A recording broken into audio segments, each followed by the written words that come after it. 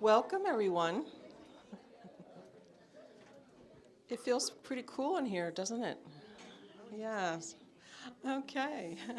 Well, we have something really hot cooking up front, and we're going to be cooking. Welcome, everyone, today. My name is Debbie Ward, and I may have talked to you over the phone or sent you an email to remind you to be here. And I thank you for registering and coming out today. I know there's other things you could do. And we have a very special program. Our guest is a celebrity chef who's traveled around the country. Matter of fact, been to every state. And his name is Mark Anthony. So has anyone here seen him before? Yesterday, a couple people were here. I know, we did have this room packed.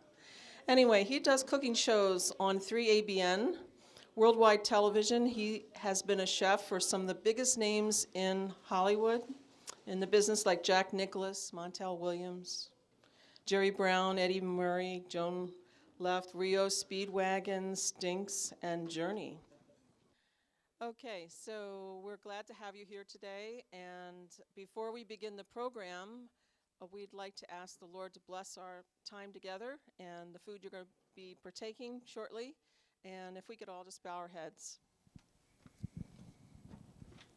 Dear Father in heaven, we thank you so much for life and health that you give.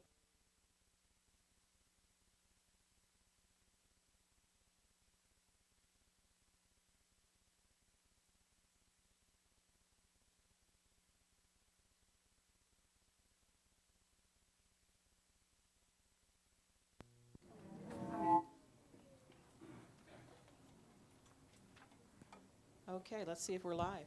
Is it my turn? All right, can anybody hear me? You hear me, okay, good. Okay, so I want to welcome Mark to our event here. If we could just greet him today.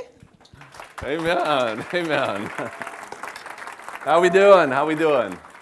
Starting a little bit late here, but we'll be in good shape. So I got plenty of food for everybody. Just all you have to do is sit back, relax, and have some fun.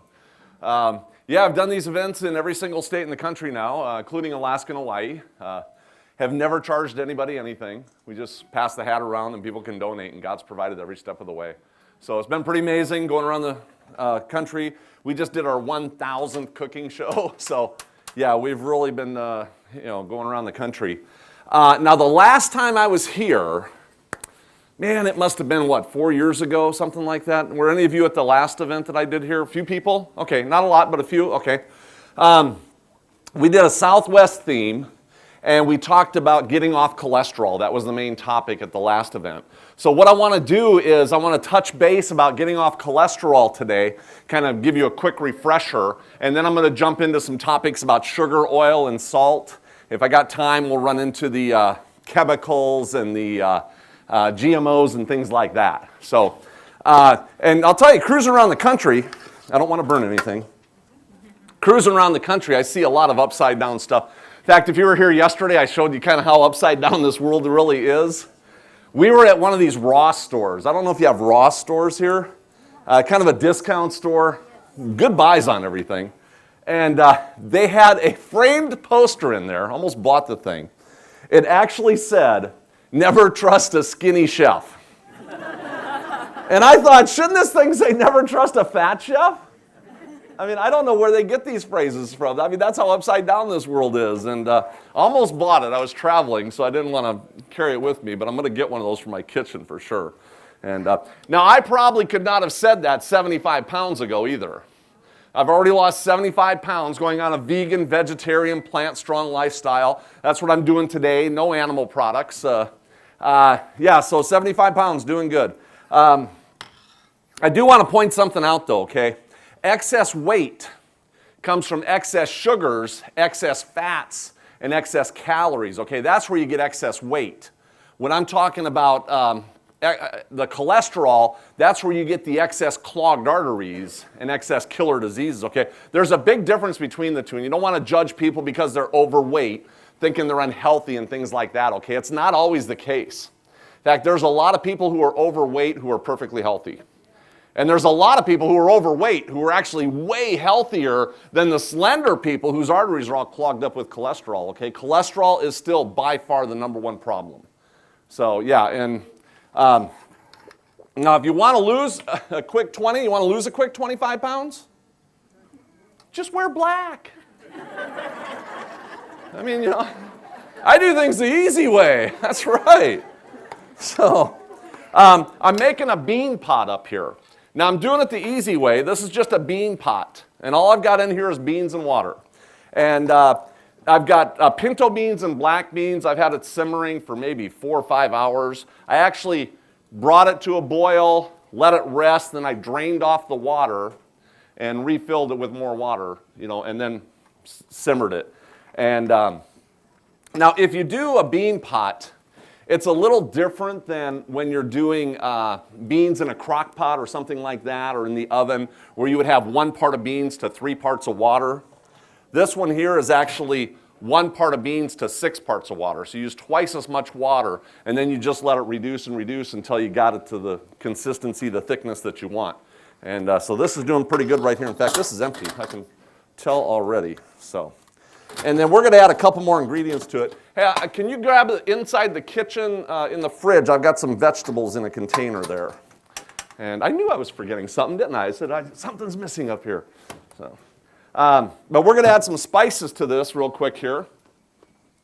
And the 3 spices that you're going to need is chili powder, cumin, and salt.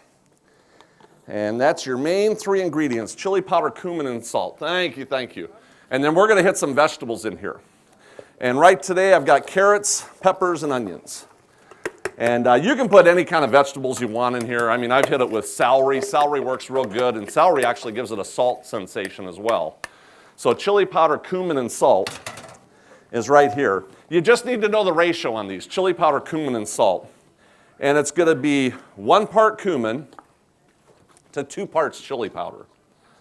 So as long as you remember that ratio, 1 part cumin, 2 parts chili powder, will turn out perfect. Now, I'm not putting a lot of chili powder and cumin in here. I'm not making chili, okay? I just want to enhance the flavor a little bit and get it, we still want the vegetables to do the work, and a little bit of salt. Not going to take a lot. I'm using some sea salt here. And just like that, we'll give this a stir, bring it to a boil, and it should be done in no time at all. All righty. And then, let me get this done too while I'm thinking about it. Right here, I'm going to do some bulgur wheat. Has anybody ever used cooked bulgur wheat before? Okay, a few people. Bulgur wheat. It is so easy to do. As long as you know the ratio. I'm a real ratio kind of guy when I'm doing cooking. And it's going to be 1 part bulgur wheat to 2 1/4 parts of water. So as long as you remember that ratio, 1 part bulgur wheat, 2 1/4 parts of water, it'll turn out perfect. And then we're going to add a couple items to this. All I'm going to do is add some parsley. Whoop! Yeah. And that wasn't even intentional. And you can add a little bit of salt to it, or you can hit it with some lemon. And I think better when I'm cooking, actually. So let me put some gloves on here. And we will hit it with some lemon here. Yeah, it's fun touring around the country, that's for sure. And we're going to give this a little squeeze of lemon. Lemon is actually a salt substitute. You want to get a salt sensation? Just use a little bit of lemon, and you're there. Especially on salads and things like that. Rices. Of course, if you're allergic to bulgur wheat, you can do the same thing with quinoa or rice or anything like that as well. Now, all we're going to do, bring this to a boil, and once it starts boiling, we set it aside and it's good to go. So just like that.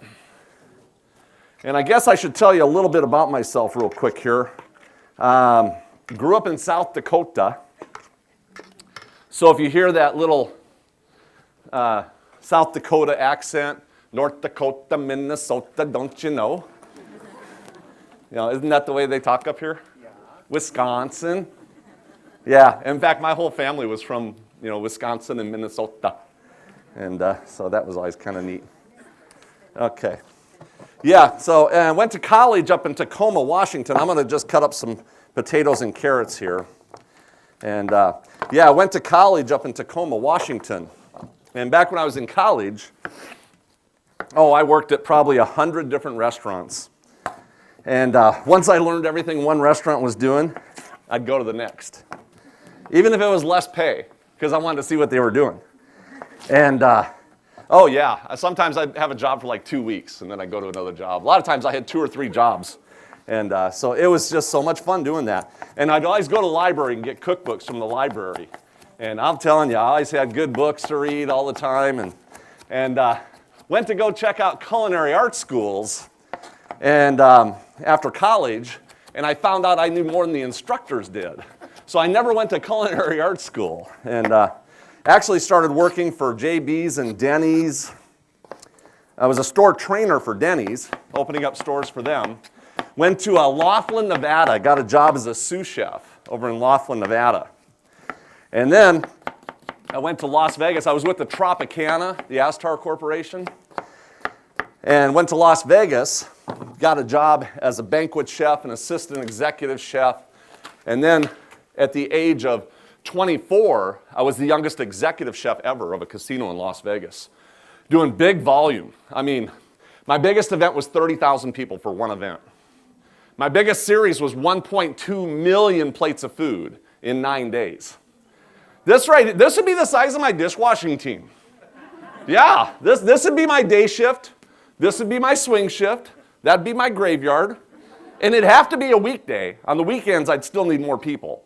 So, but that's the kind of volume we did. And so then I started working for the federal school lunch program. And I had 2 properties with the federal school lunch program. I was with juvenile detention and a school. And with the federal school lunch program, not one single time did we ever get fresh fruits and vegetables. Mostly what we got was bags of eggs and blocks of cheese, boxes of meats, pre-made, a lot of pre-made stuff, pre-made grilled cheese sandwiches and pre-made chili dogs, loaded with chili, cholesterol and cheese. Everything loaded with cholesterol, cheeseburgers. And of course, we're forced to feed this to the kids. And let me tell you, it hasn't changed much over the years. I do like what Michelle Obama was doing, going into that USDA and federal school lunch program and really rattling some people around. That was kind of a surprise, and we need a lot more of that. But let me show you this real quick here.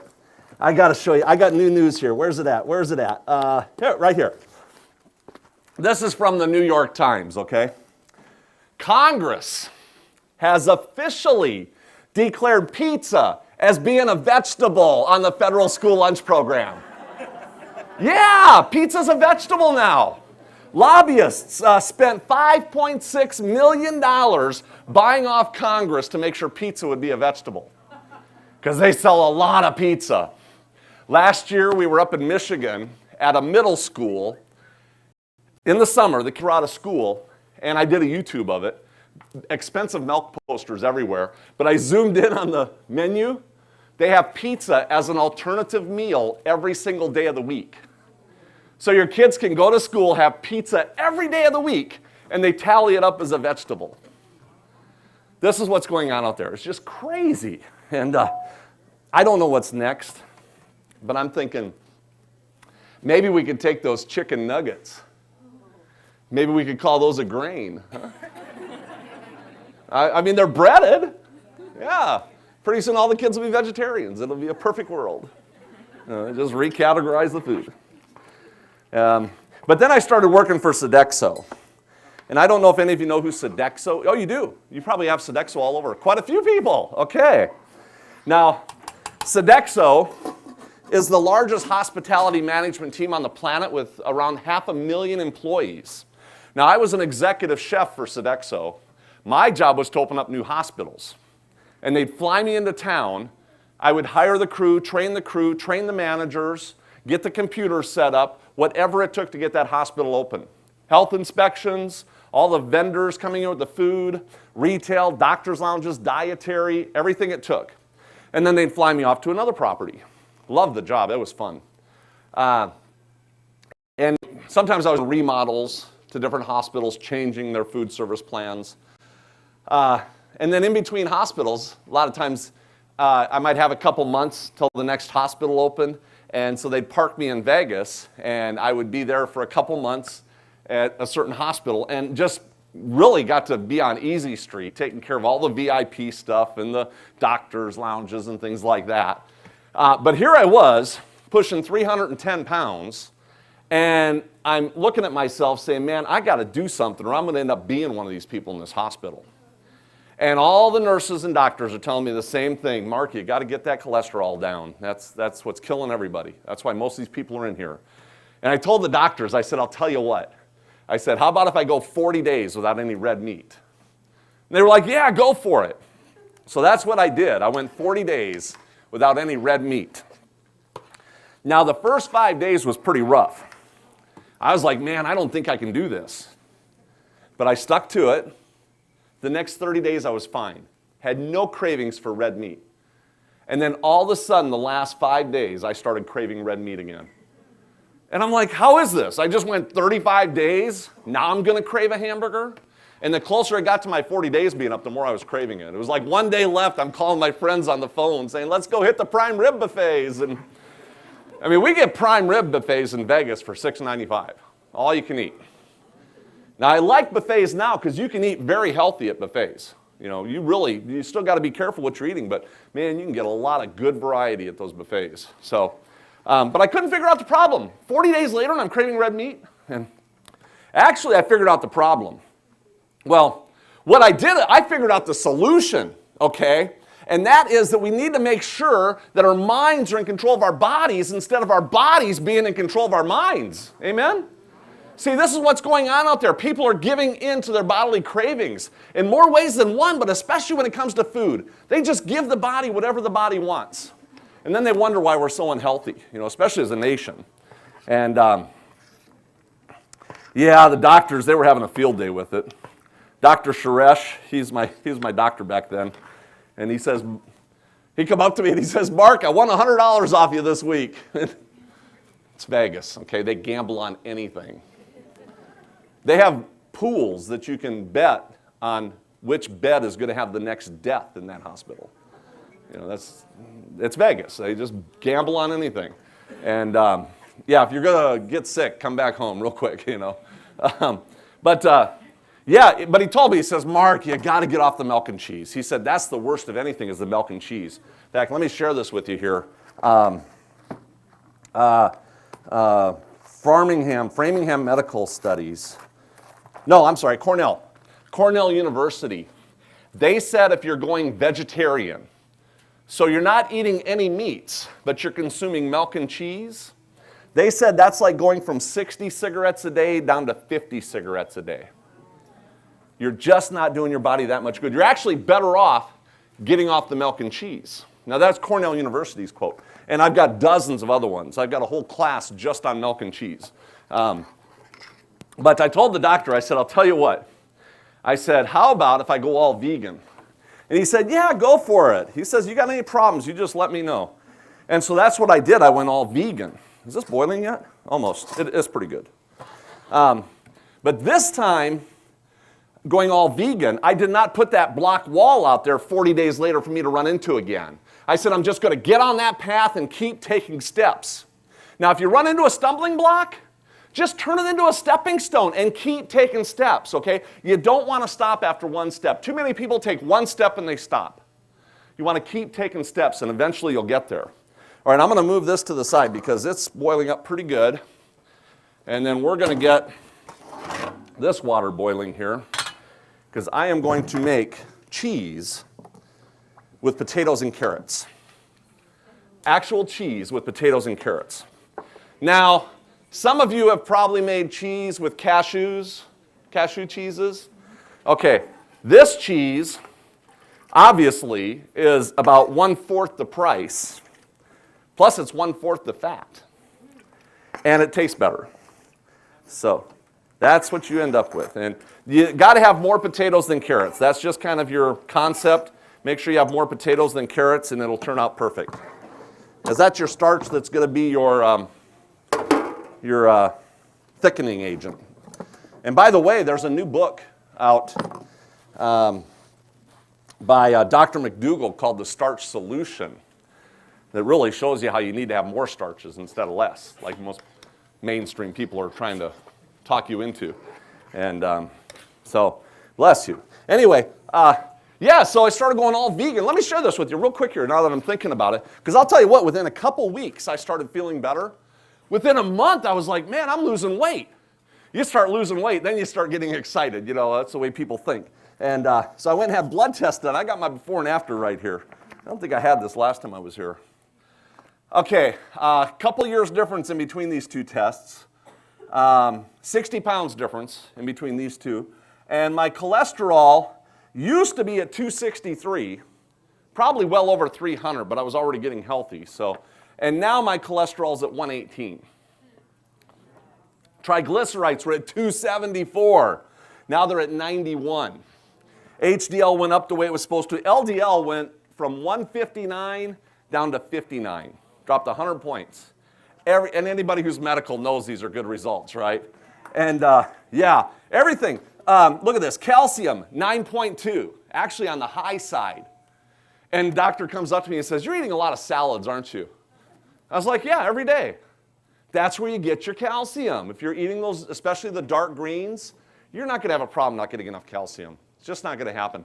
Protein, 7.0, exactly where it was supposed to be, going all vegan with no animal products whatsoever, and my protein was perfect. And you want protein, here. Baked potatoes, 3.9 grams of protein per serving. Peas have 9 grams. Lentils, 16 grams of protein per serving. All your beans are high protein. Broccoli's 5.8. Pound for pound, broccoli has more protein than steak. I know, it takes a lot of broccoli to make a pound, all right? It's really lightweight, but pound for pound, you know. It's, spinach is at 5.4, brown rice is at 4.8. Even a banana has 1.2 grams of protein. So you're really not going to have a problem not getting enough protein, okay? It just doesn't happen. And now, you'll notice one of the things I do, I like to ask questions. What are the three things, the three nutrients that society's basically always telling you you're low on? And that would be protein, calcium, and vitamin D, right? Okay. So, let me ask you another question. What are the three, basically the only three, nutrients that you get out of animal products? Protein, calcium, and vitamin D. Isn't that amazing that it's the exact three that they tell you you're the lowest on that are the three that are in animal products, even though we have the highest consumption of animal products in the history of this planet? Something about that just don't make sense, does it? Just something to think about. So, makes you wonder. Oh, the one thing I was low on, though, let me tell you one thing I was low on. I got to finish these blood tests or I'll forget. I'm a little hypoglycemic and ADHD and What? Are you pre-diagnosing me already? And this is without the drugs. But, yeah. People that are hypoglycemic, they'll flip into diabetics real quick. My glucose was at 106 in the high zone, pre-diabetic, and now it's at 83, right where it's supposed to be. I was low on B12. I bet you were going to guess that too, right? B12. Now, it was in the right zone at 329, but doctor said go ahead and take a B12 supplement. And I did some homework, found out that 50 years ago, 100 years ago, people did not have B12 deficiencies like they do today. So I'm like, why is this? Well, because we wash our food too much nowadays. Now, I'm not telling you not to wash your food. I mean, everything I've done up here is I always pre-wash my food and everything before it comes up here. But years ago, they just chopped the food up and put it in the pot. You know, and B12, get this, B12 is a bacteria that grows on rooted plants. So when you're peeling your potatoes and carrots and beets and everything, you're actually peeling away B12. That's why I did not peel these potatoes and carrots, because I didn't want to peel away the nutrients.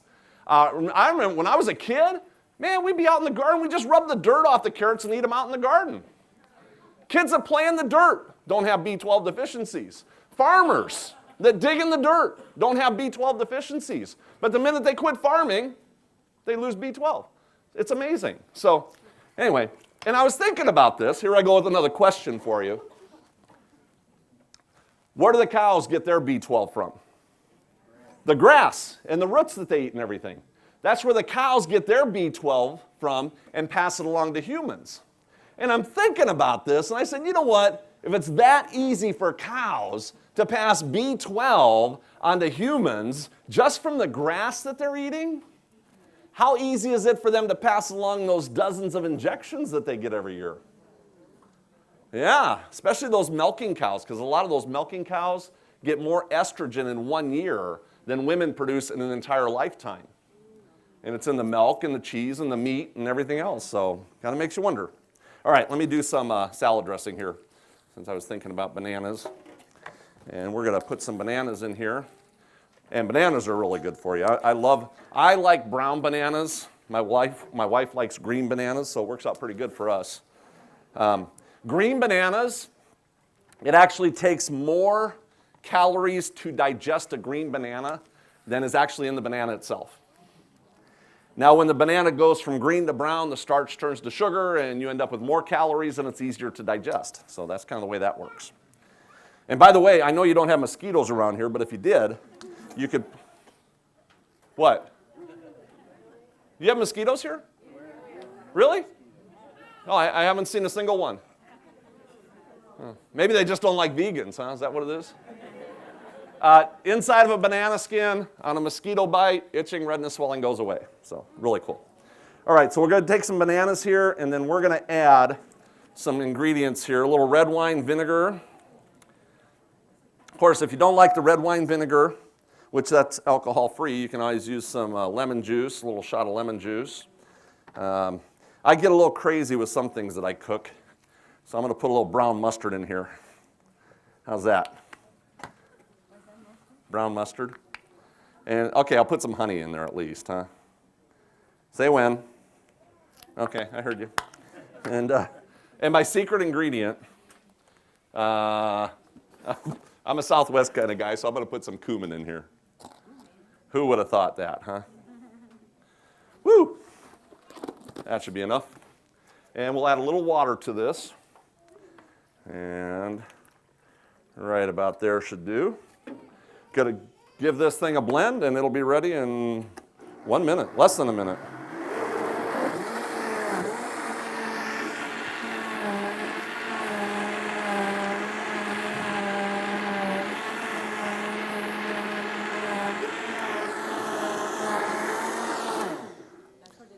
And just like that, you've got a honey banana dressing for your salad, which we've had this in the fridge for a week, and it has not turned brown. But one thing I got to share with you, okay, I always teach concepts, okay, and this is a fabulous dressing.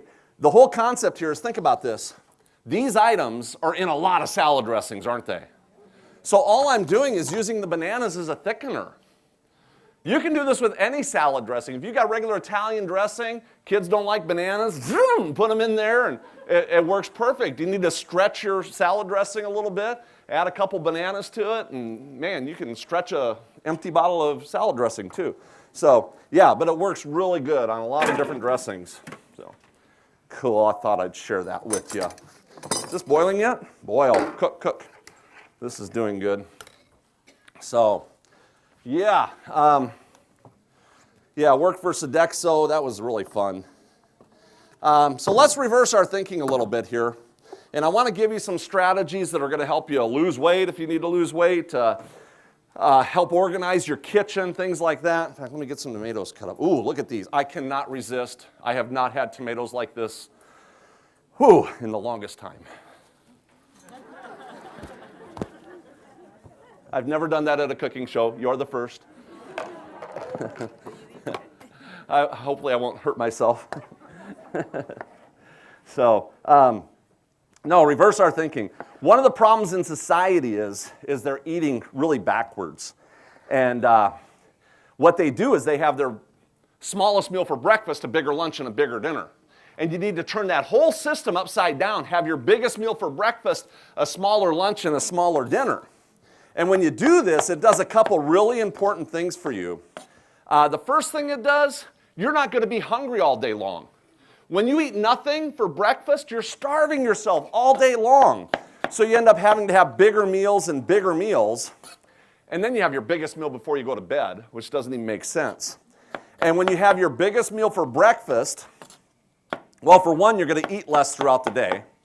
Because here in America, we just eat way too much food. And if you eat less throughout the day, that's going to save you a lot of money, for one, right? And it's going to save you a lot of calories. So that's a big win. Money, calories. The other big plus about having that biggest meal for breakfast is, well, you're going to have more energy throughout the day. I mean, I have more energy now than I did back when I was in my 20s. And I get to be 50 next month. So yeah, amen. And looking forward to it. Not looking forward to the rest of the years, but I'm looking forward to 50. And so when you have more energy, you're going to be more active, right? Now, when you're more active throughout the day, you're burning more calories. Another big plus. The other big plus is that you're going to maintain better muscle tone because you're more active. And when you start maintaining better muscle tone, that gives you a healthier longevity into your older years, so you'll live a longer, healthier, more vibrant life in your later years. So I'm telling you, it is a win-win-win in every shape and form to have that biggest meal for breakfast. And let me tell you, one of the things everybody asks me, like, what do you do for breakfast? And sometimes I'll do salad for breakfast, not very often. But one thing I noticed after going all vegan, plant strong, for a couple months, I noticed that my taste buds had changed. What happens is you don't have that animal fat and cholesterol surrounding your taste buds, and it takes about a month for your taste buds to change. Go all vegan, about a month later, your taste buds start doing the job they're supposed to be doing. And I started craving oatmeal. I would have never ate oatmeal before, and now I eat it all the time. I crave salads. I eat salads all the time. And by the way, most of the time, my wife and I, we make salads with no dressing whatsoever. I would have never thought that before. But when your taste buds are working right, all those vegetables in those salads taste so good without the dressing. So it's pretty amazing. And you got to get your taste buds working right. And so, oh, that's boiling. Good, good, good. And so anyway, I got to share a couple things with you quick here. This is going to put the whole picture together for you. Every one of us gets cancer cells every single day. And I want to just share some of these with you here. Let me see here. These are cancers alone that are directly related to the consumption of animal products. I've got a couple universities, even Dr. Oz. Wow. And these are cancers alone directly related to the consumption of animal products. So if you consume animal products of any sort, you're guaranteed to have higher rates of cancer. And brain cancer, breast cancer, colon cancer, intestinal, ovarian, pancreatic, stomach, skin, prostate. I mean, the list goes on and on. Kidney, bladder cancer. And they found out that every one of us, these cancer cells, now when you have the right amount of oxygen in your blood, then your blood will remove those cancer cells on a regular basis. But when you coat your blood with animal fat and cholesterol, then your blood cannot get the right amount of oxygen it needs, and it cannot remove those cancer cells. So you eliminate the animal products, you start getting the right amount of oxygen in your blood, and then your entire filtering system starts doing the job it's supposed to be doing. All your internal organs start functioning the way they're supposed to be functioning, filtering out all these pesticides and chemicals and little harmful cells and things like that. So it's pretty amazing. And the reason I'm mentioning this because my brother, in fact, this was probably after I left here, he had a cholesterol level of 1,000. Had a heart attack, went in the hospital. The guy's 425 pounds. My whole family's huge. They're all 300 to 400 pounds. My sister just died at the age of 54 from cancer. And my parents fed us the worst foods every day. I mean, bacon and eggs and pork chops and hamburger helper and burgers, and that's just what we ate.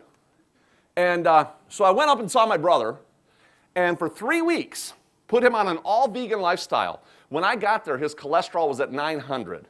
He was white as a ghost, and in 3 weeks, with no statins, his cholesterol went from 900 to 300 and change. And he just couldn't believe it. And he felt better. He was getting color back in his skin. And I'll tell you what, he has stuck to this lifestyle for the last year and a half. And yeah, it would have been a year and 9 months now. And he has his cholesterol down to 170 now, and he's lost over 100 pounds. Before, he couldn't even walk to the parking lot without taking 3 stops. And now, he does 45-minute to an hour walk every single day, and then he hits the health club at night with his friends. And so he's on his way. He's still got a ways to go, but he's doing very, very good. And so anyway, what I did for him, here we go back to breakfast in the oatmeal station. I built him a full-blown oatmeal station. You got to do this at home. It is the coolest thing. I've got an oatmeal station at home. I built one for my dad. I've got one in my little trailer when I'm cruising around the country. I mean, because it just works. And basically what I've got for 3 shelves, I took 2 full-blown cupboard doors. On the top shelf of my oatmeal station, I've got regular oats and quick oats, steel-cut oats, grits, cream of wheat, hard red winter wheat, and brown rice, because you can use those for crock pot meals for overnight. And then I've got some homemade granolas up there. On the next shelf, I've got containers like this, where I've got raisins and craisins and dried blueberries and almonds and pecans and walnuts and hemp powder and ground flaxseed and wheat germ and coconut flakes and just all these fun toppings. And then on the bottom shelf, I've got containers like this: cinnamon, allspice, nutmeg, apple pie spice, pumpkin pie spice, all these fun flavors. And then I've got some sweeteners. I've got honey, maple syrup, and stevia. Stevia is my favorite, by the way. If you haven't tried stevia, Whole Foods has it. They're little jars. It looks expensive for like $10, but man, you got over 1,000 portions in a little jar. So it's cost effective. It's even got a little spoon in it. You don't want to overdo it because it's 16 times more powerful than sugar. And stevia is actually the only sweetener substitute that is not approved by the Food and Drug Administration. Yeah, so it's probably the only one you should be taking, okay? That's the way it works with them. Yeah, exactly. And so full-blown oatmeal station. Let me show you how easy it is to make oatmeal. You can take any bowl, fill it about 1/2 to 3/4 full of oatmeal. You can't use the steel cuts if you're going to do it the quick way like this, but I usually take some blends of different things. And then add all your toppings and all your sweeteners in there, and then just hit it with boiling hot water right to the top. Give it a stir. Come back 5 minutes later, it's ready to eat. So there's no doing it on the stove, making all these messes with dirty pots, no microwave messes, anything like that. Just boom, boom, boom, and it's done. And you can chop up apples and pears and fresh fruit and put that on there as well. You know, there's so many different variations you can do, and the kids can make it really fast and easy. You know, we've got one of those hot water pots. You just boils hot water in a minute. And boom, 5 minutes, you're ready to go. So, but yeah, my brother loves it. But that's what you want to do. You want to redesign your kitchens to make them user-friendly for what you're doing. I built my dad a full-blown salad bar in his refrigerator. He loves it.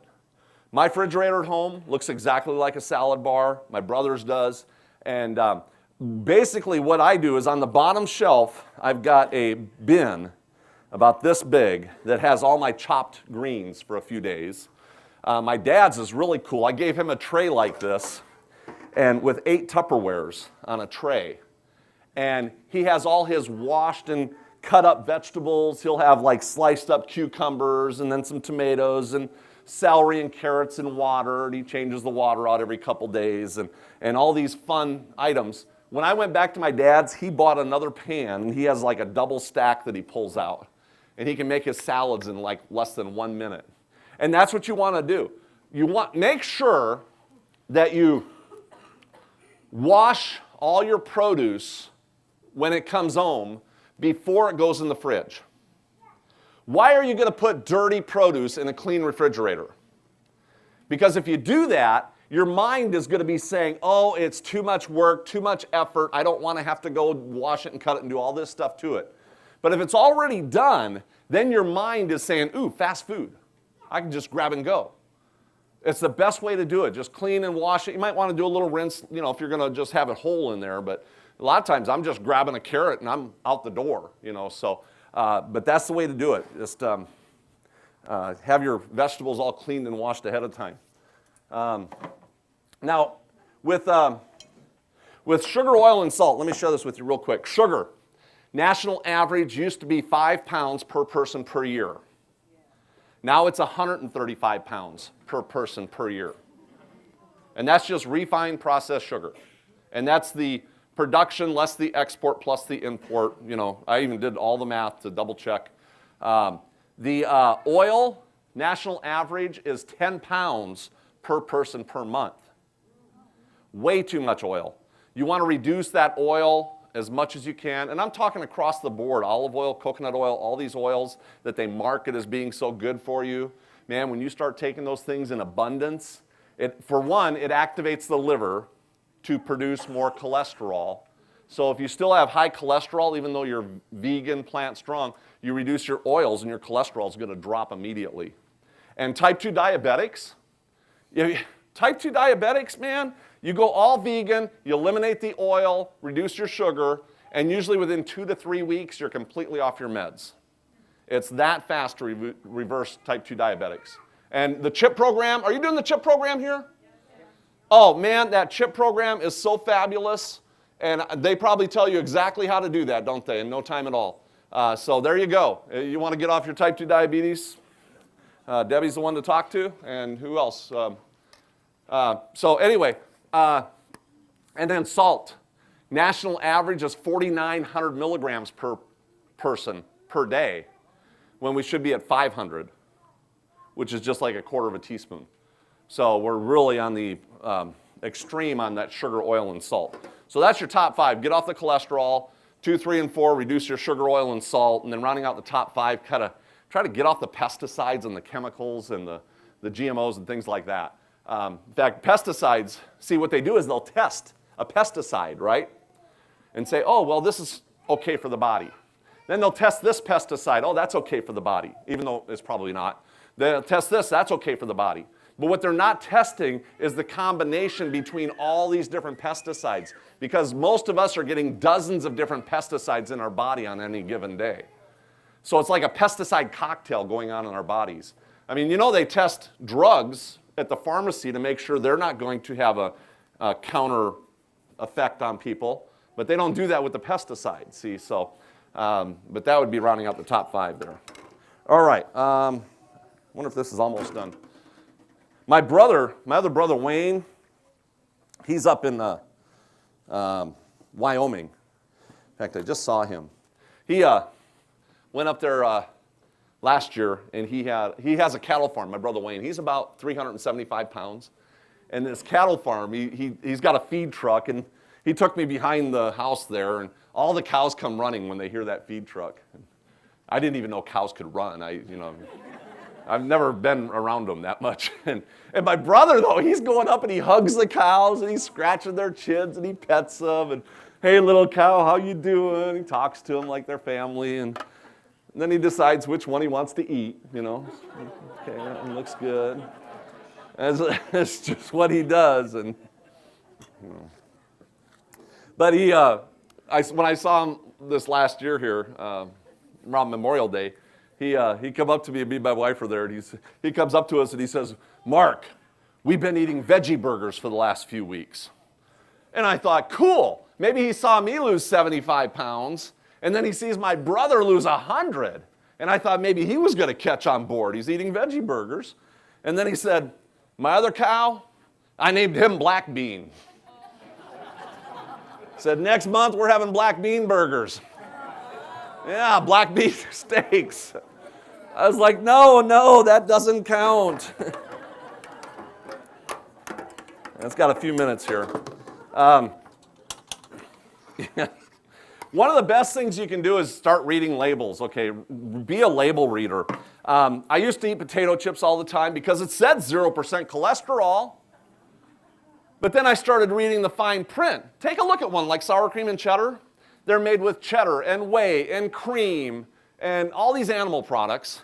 And I finally said, no, I just got to quit eating these. So I started getting nuts, and I get raisins and craisins and dried blueberries and almonds and pecans, and you know, that's what I do for my snacking. I do a little blends like this, and I'm not a big snacker anyway, but I found out I would have went through $50 worth of potato chips before I go through a $10 jar of nuts.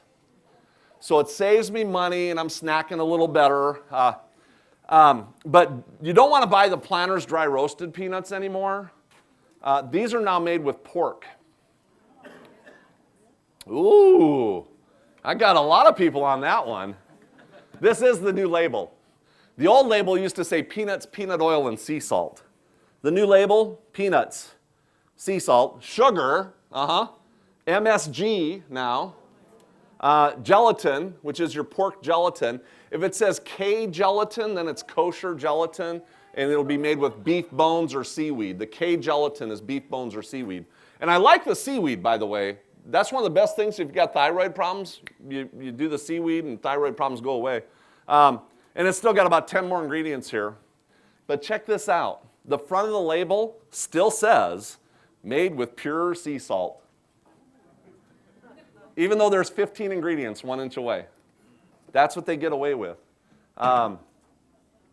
Here, Hormel chili, 98% fat-free. They're going to put that selling tactic on the front.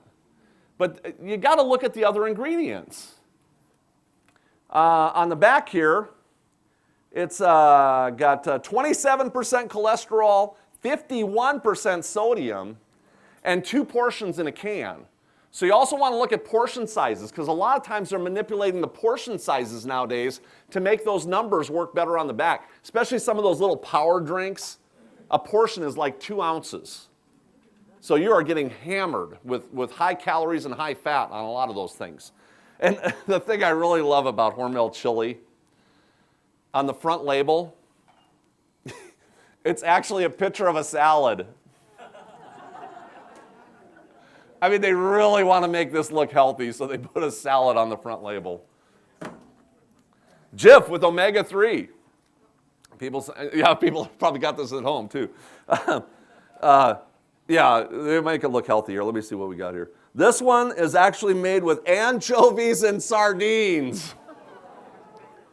I mean, if you like anchovies with your peanut butter sandwich, then, you know, they're already in there. So that might work out pretty good for you, but I'm just showing you what's in these things. And by the way, let me show you how to read a label. They're making it more difficult on the new labels to do this. They're trying to say that the new labels are easier to read. They're making it tougher. Now look at the old label. This is the old label, new label. The new ones, I don't even know if they're out yet. I think they're just starting to hit the market. But you want to look at the calories and the calories from fat. And now they're hiding that. Your calories, 190. Calories from fat is 140. So this is 75% calories from fat. This is 70% calories from fat. That's why they say just have a tablespoon or just have a handful and not one of my handfuls, just, little. You're not supposed to be eating massive amounts of this because it's a weight gainer. And once again, the oil is activating the liver to produce more cholesterol and things like that. So you want to look at the calories from fat. Most of the really, really good doctors, I'm not sure what the CHIP program does, but they're saying that your calories from fat should be like 10% on a daily consumption. I've seen them down to 7. I've seen them up to 30. There's a wide opinion about the calories from fat. But the bottom line is if you're eating stuff that's 50, 75, 100% calories from fat all day long, you're going to have problems. So you want to reduce the calories from fat. And, but that's the way that goes. All right, this is pretty much done here. That one looks done for sure. And what else did I do? I did that, yeah. There's a really good book you want to read. I should chop up this watermelon. Let me see if these are done here real quick. I got to chop up a watermelon and then we're almost done. There's There's a really good book you want to read, and I put it on the back of the flyer. It's called, yeah, these are done. It's called The End of Overeating by David Kessler. Now, David Kessler, he was the head of the Food and Drug Administration. And he found out that the manufacturers of food were hiring scientists to find out how to make their food as addictive as possible. Whatever they have to do to make that food addictive, that's why they're changing these labels to make it addictive. You ever notice how you eat something, you put it away, and 30 seconds later you're coming back to eat some more? Because it's specifically designed to be addictive. And he said not only do the manufacturers do it, and this guy's a double doctorate, Food and Drug Administration, genius guy. All the fast food restaurants hire scientists to make their food addictive. And even restaurants like TGI Fridays and Chili's, and I'm just quoting the book, they hire scientists to work along with the chefs to find out how to make that food addictive as they possibly can. And they found out that not only with chemicals, which is their favorite way to do it, but even a combination of sugar, oil, and salt, if you get the right combination on any product, it will make that food so addictive, it will actually trigger your endorphins to desire that product, even if all you do is see a picture of that food a month later. That's how addictive they can make the food nowadays. So you want to look out for those triggers of sugar, oil, and salt in products. And sometimes they'll use the oil from the peanut or something like that as your addictive substance on it. But they're really good at getting your money. So that's what it's all about. All right, we're going to take these potatoes and carrots, and we're going to make a little batch here. I'm going to add some of this potato juice to this. Once you've done this a couple times, it is really easy. You'll have it down to a science.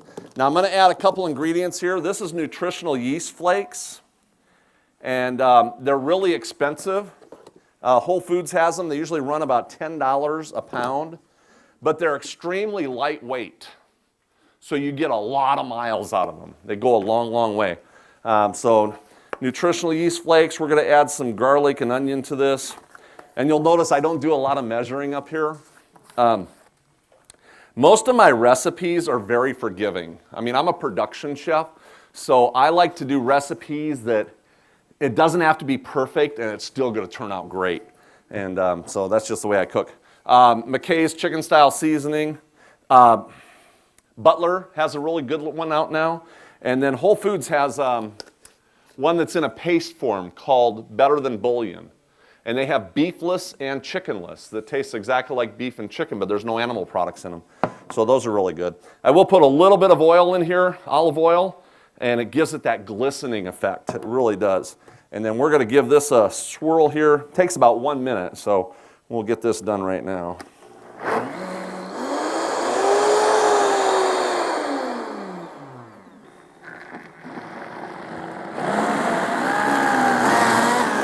In fact, do we need to change our thing? When I'm spinning here, we'll let you change the tape, and then we'll come right back to it.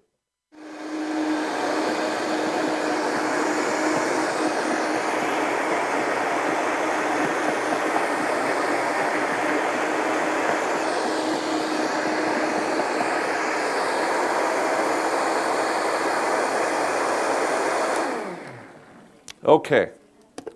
Now, just like this, you have got the most creamy, velvety cheese sauce you'd ever imagine. Now, this does have a few specks in it because I did not peel the potatoes and the carrots. But if you peel the potatoes and the carrots, I did this at my sister's for the holiday football games, and nobody ever knew that it was not that cheddar cheese sauce. Yeah, then nobody knew. Nobody knew a thing. They just loved it. And but just like that, and it's just velvety. It tastes so good. And I'll put this right here. And you'll find a lot of applications for this too. Now you can freeze it. You can definitely freeze it or refrigerate it. And when it comes out of the freezer or refrigerator, you just heat it up and it melts right back down into a cheese again. So, which is really cool. You can make big batches and put them in baggies or whatever when it cools down. And just like that, you've got a cheese sauce. And let's say you want to make queso dips. You could just, add your green chilies or salsa or whatever. You got queso dips. If you wanted to use this for soups, if you've got broccoli cooking in the pot, you just add the cheese sauce to it. You got broccoli cheddar soup. If you wanted to do potatoes, cheese, you could just hit your potatoes and do potato cheese soup. Here's a really good thing to do. Everybody got a steam pot? You got to have a steam pot. And what we do is we'll put our potatoes and carrots and, sweet potatoes and just cut the sweet potatoes up a few times. Beets, just cut the beets in half. Whole carrots, corn on the cob. We'll fill this thing up full with vegetables. And then usually about halfway through the cooking, I'll hit it with the broccoli and top the whole thing with kale even. And every vegetable you can think of, snap peas and beans and everything. And then you just put the cheese sauce right over the top for your meal. And it is a power energy meal that, it's like pure energy. And then you got meals for the next few days too. So yeah, it works really good that way. All right, I got to chop up this watermelon here. How long do you steam the vegetables then before you put the sauce? Well, usually if I'm going to steam vegetables like that, I'm doing a 30-minute steam because I've got my potatoes cut. And then about 15 minutes into it is when I put my broccoli and stuff, because that doesn't take near as much time. So you just kind of figure out when to put what in there. And after you do it once or twice, you're there. So, all right, let me cut up this watermelon here. Now, anybody know how to pick a watermelon? All right, yellow bellies are supposed to be sweeter because they're ripening in the field. Is why they get yellow. It's field ripening. Check out the stems. White stems are not ready to eat yet. When the stem turns brown, then it's ready to eat. So that's a big indication. Also, if you see these lines on them, I don't have any on this one, but you'll see these brown lines. Look real close, and if you see this dot, dot, dot, dot, dot, they're actually bee stings. So you find the ones with the bee stings, and they're really good. And yeah. And my mom, she didn't get too many watermelons either.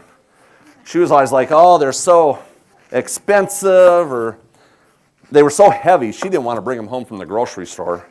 I remember carrying them, and or she'd be like, they just take up so much room in the fridge, or they're so tough to cut. And I was like, oh, come here, let me show you how to cut a watermelon. Let me get all this out of the way here. And once you get it here, it's pretty easy. Because all you got to do is just chop this baby in half like this. You lay it flat. Now you really can go to town in any way you want. I'm going to do a couple slices sideways here. Of course, if you're going to do this at home, don't put your hand on this side, okay? Keep your hand on top so you don't go slicing your fingers off. And then you can do some slices this way. And you can make these slices as big or as small as you want. And then once you get it here, you go like this. Just like that. Woo! And literally in 1 minute, you got your entire watermelon cut up. How's that? Easy enough for you? I should have been a cook. Watch, the next time you have a fellowship meal, you'll probably have 40 people all bringing watermelon. You're going to have a watermelon ban. All right, last thing we got is the soup right here. And let me show you how to do this real quick. Oh, we got to get the bulgur wheat over here. So I'm going to put this over here. And we'll take a look at this bulgur wheat, which has been right about 1 hour there. And so it should be ready. And just like that, steaming hot. So it didn't take you a lot of fuel to do this either. You just let the steam take care of itself. And as long as you got the measurements right, it turns out perfect every time. And you can make tabbouleh out of it, chill it and that type of thing. But to make a soup, here's the soup. Let me show you. I like teaching concepts. I'm going to give this baby a blend right here. Now, blending it really works. You can do this with any soup. Take like 20% of your soup, 30% of your soup, put it in a blender, blend it up, and then put it back in the soup. And you're going to turn a regular soup into a wow factor soup because you're bursting all those vegetables into a flavor that's just going to change the dynamic of the soup. And plus with this one, it actually thickens it up a little bit too. So, but we're just chopping up all those vegetables. Oh, wow. So just like that. And then we've got our bowl of soup here. So just like that. Now, if I add the bulgur wheat to the top, this would be called a two-component soup. So I can get $15 for it. I add a little parsley. Now we got a three-component soup. 20 bucks. That's right. Here, wait. And we can add a little red pepper flare here, and we'll have our four-component soup. Now we got $25 soup. So I'm just showing you concepts, okay? This is what we do in restaurants to take a relatively inexpensive soup and get top dollar for it. When you started with the bean pot, did you not say that you had it cooking for a while and then you drained it and added fresh water? Right. How long did you cook? I boiled it for about an hour, and then I drained the water and refilled it to the same level. 6-1 again. Well, to the same level of the water that came out, yeah. And that's just a gas preventer. You know, a lot of people soak their beans overnight. So that's just a gas preventer. You can also put baking soda in it. That's what we do in restaurants. You know, because we just put the beans in there and just boil it off. But if you put a little well, something like this would be like half a teaspoon of baking soda. That'll be a gas preventer as well. Of course, now if you're eating beans every day, you don't have gas problems like people that hardly ever eat beans. The people that never eat beans are the ones that have gas problems. You know, but people that eat beans regularly don't have that problem. And of course, you know what you get when you put beans and the onions together, right? Tear gas.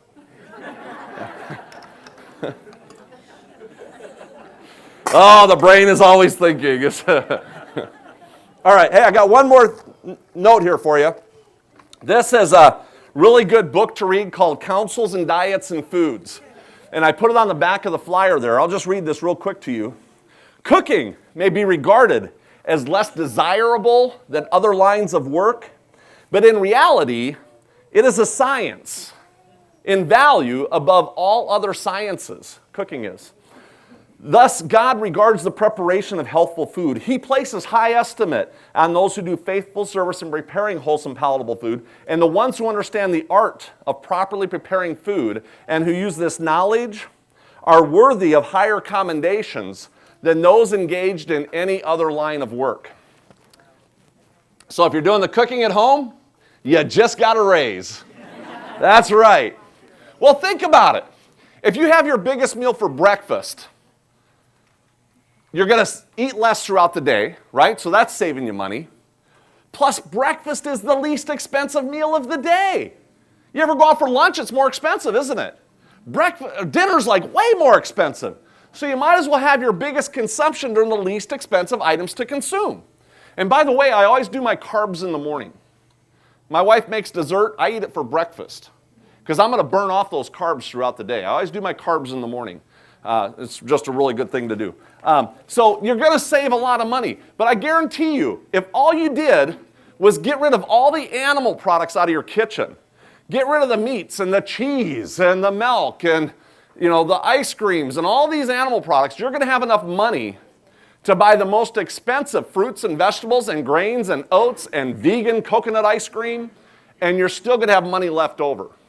It will give you that additional income into the household, which is a fantastic bonus.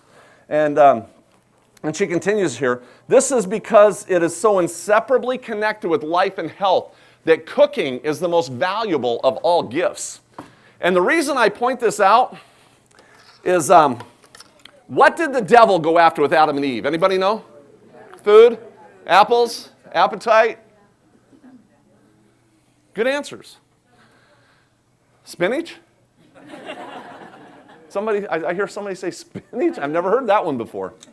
Well, Satan goes after the body because Satan knows first you get the body, then you get the mind, and then you get the spirit.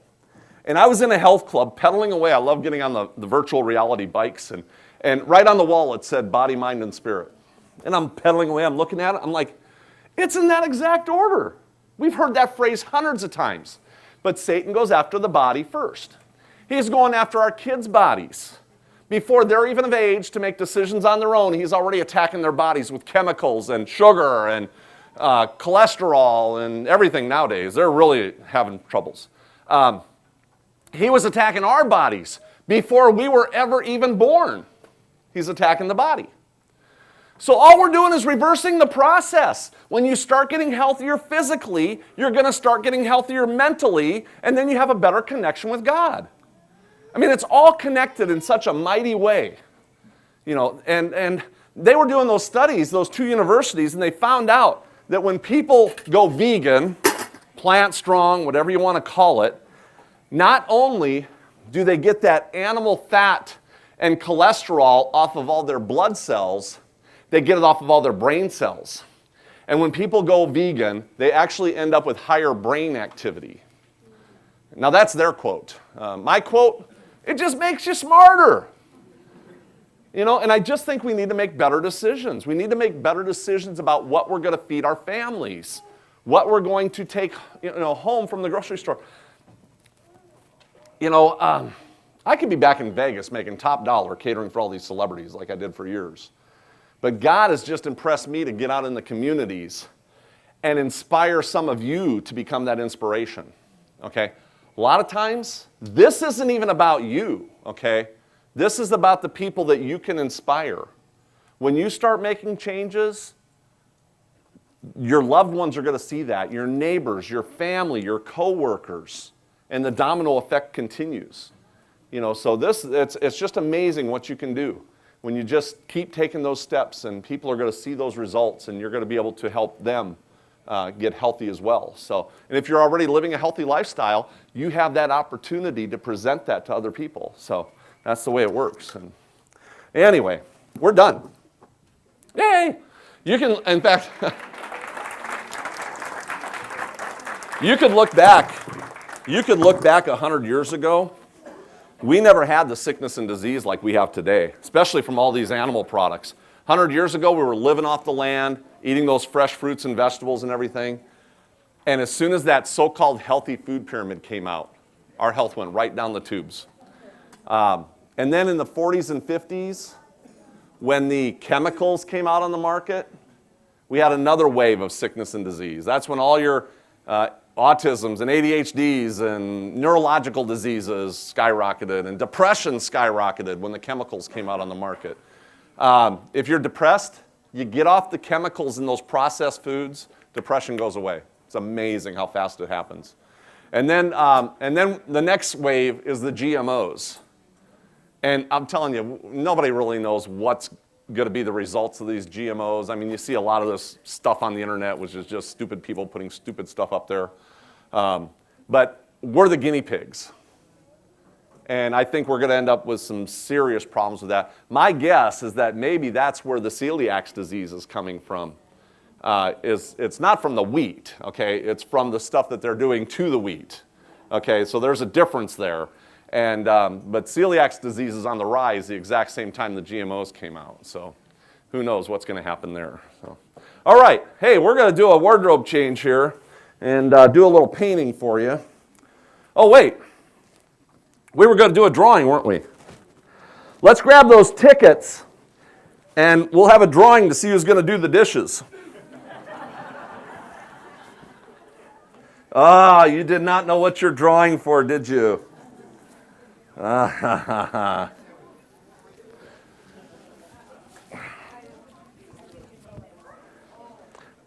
and we got 2 buckets back there, so let's make sure we get both of them. And they're both together. We're going to need a couple people to help. We got a couple of kids to help do the drawing here, or 5, 6, 7. I've got 7 drawings. So, yeah, and one more person should help. Come on up. Mark's here.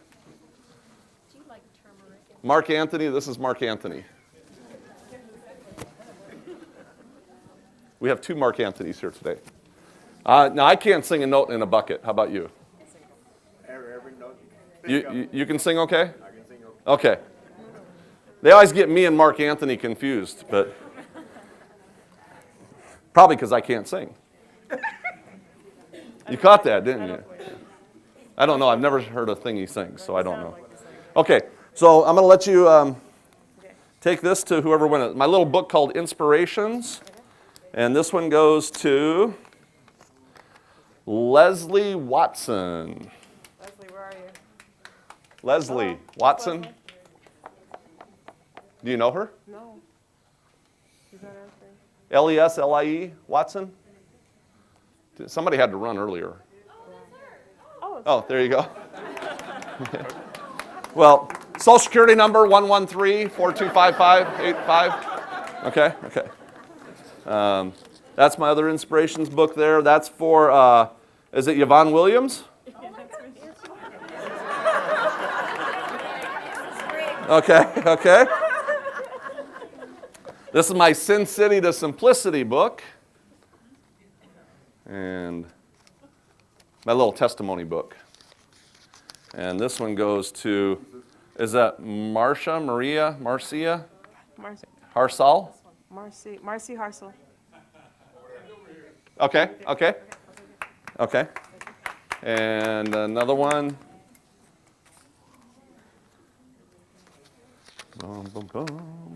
Anne Hadjuk. Anna. Is it Anna? Okay. And that's for Anna right there. This one is, a fiction book called Coma Talker. And that's for Louise Thompson. Okay. And then I got two more left.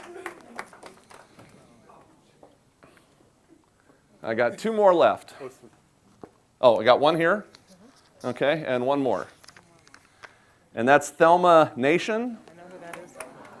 And the last one goes to,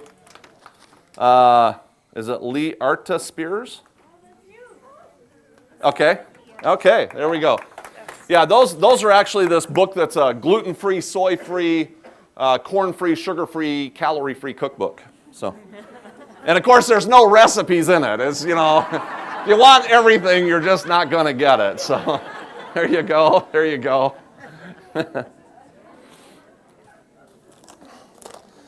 Yeah. I always tell people, too, the best thing you can do is pray for discernment, okay? It doesn't matter what religion you are, or how old you are, or what country you're from, or what nationality, or anything like that. Pray for discernment. That's where you get godly wisdom and godly knowledge, okay?